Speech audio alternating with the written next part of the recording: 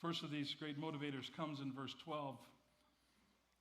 As we read, so that you may not be sluggish, but imitators of those who through faith and patience inherit the promises. In contrast to being dull and sluggish or lazy, he encourages us that, and here's our first one, that as followers of Jesus, follow the good example of others.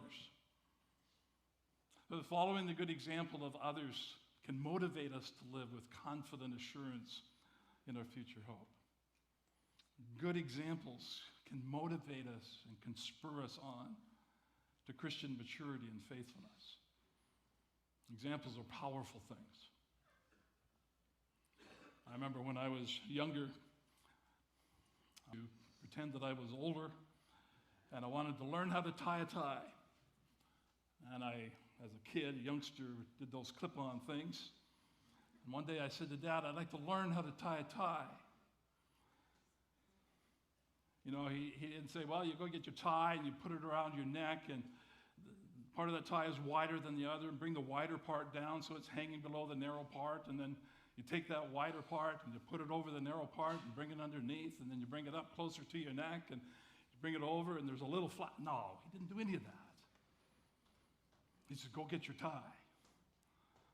And he went and got his tie. And we stood in our living room of our old century farmhouse with a big long mirror, and we stood there and we went step by step.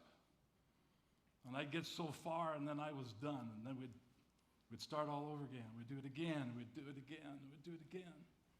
Until finally I got it. Examples are powerful, powerful thing. The Apostle Paul says in 1 Corinthians 11:1, he says, be imitators of me as I also am of Christ. He's reminding us here in our passage that when it comes to following Jesus, we're not just on our own. And this is a reminder that this characteristic of rugged individualism, which we sometimes celebrate as a virtue here in our Western culture, is not a great idea when it comes to fanning this flame of confident hope in our experience of following after Jesus.